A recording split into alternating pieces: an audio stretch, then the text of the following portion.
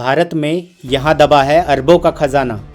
जो खजाना राजा महाराजा अपने दुश्मनों से बचाने के लिए छुपा दिया करते थे।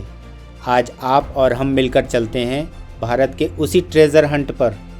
एक ज़माना था जब भारत को सोने की चिड़िया कहा जाता था। यहाँ पर अपार सोना और चांदी थे, लेकिन फिर एक के बाद एक लुटेरों ने भारत को लूट लिया और यहाँ के सोने चांदी से अपने खजाने भर लिए।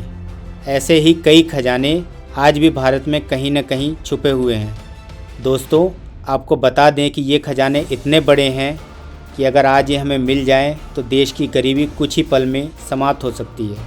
पूरा विदेशी कर्जा एक साथ चुकाया जा सकता है और भारत एक बार फिर से सोने की चिड़िया बन सकता है।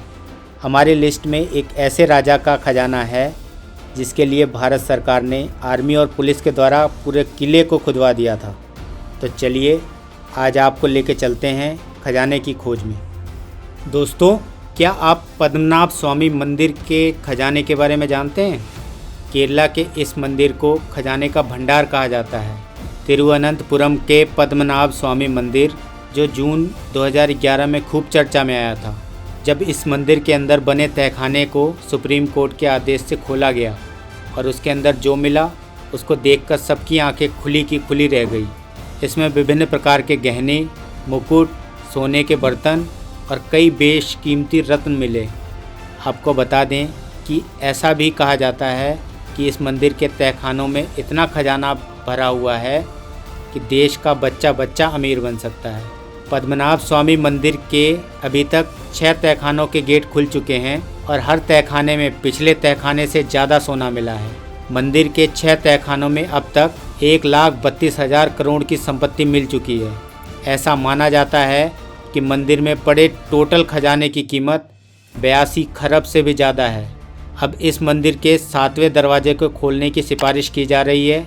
कहा जा रहा है कि इस तहखाने में बाकी सभी तहखानों से भी ज़्यादा सोना मिलेगा और ये खजाना देश की डूबती नैया को पार लगा देगा। इस मंदिर के 7वें दरवाजे को खोलने में काफ़ी परेशानियां आ रही थी, जिसे देखते हुए कोर्ट ने अभी तक इसे खोलने का आदेश नहीं दिया है।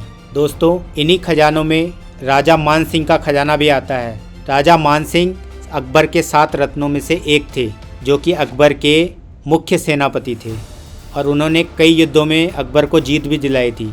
जब अफ़गानिस्तान के कबीलों के सरदारों ने आम जनता को परेशान करना शुरू कर दिया, तब अकबर ने राजा मान सिंह को इस समस्या का समाधान करने के लिए अफ़गानिस्तान भेजा और फिर अफ़गानिस्तान को अकबर को सौंपकर वहाँ के खजाने पर अपना कब्जा किया और उसे अपने साथ आमेर ले आए। कहा जाता है कि राजा मान सिंह ने इस खजाने को जयगढ़ किले में कहीं छुपा दिया था। अब आप सोच रहे होंगे कि मान सिंह खजाने को लेके तो आमेर के किले में लाए थे और फिर जयगढ़ किले में कैसे छुपा दिया। तो आपको बता दें कि आमेर फोर्ट और जयगढ़ फोर्ट एक गुप्त सुरंग के माध्यम से जुड़े हुए हैं। इस खजाने को लेकर कई कहानियाँ सामने आई हैं। फिर कई सालों बाद जब भारत एक लोकतांत्रिक देश बन गया था, उसी समय 25 जून 1975 को इंडिया में पहली बार इमरजेंसी लागू की गई थी। उस समय देश की बागडोर इंडिया की प्राइम मिनिस्टर इंदिरा गांधी के हाथ में थी।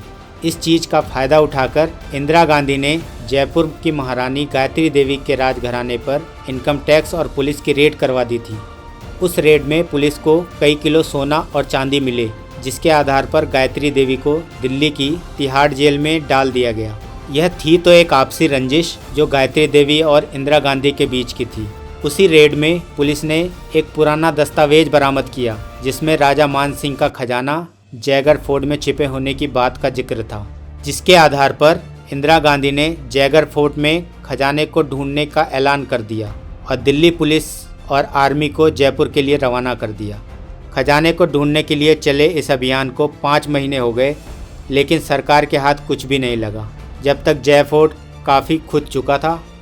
और फिर इंडियन गवर्नमेंट ने यह ऐलान कर दिया कि इस खुदाई में सिर्फ इनको कुछ ही किलो चांदी मिली थी, लेकिन सच क्या है वो कोई नहीं जानता।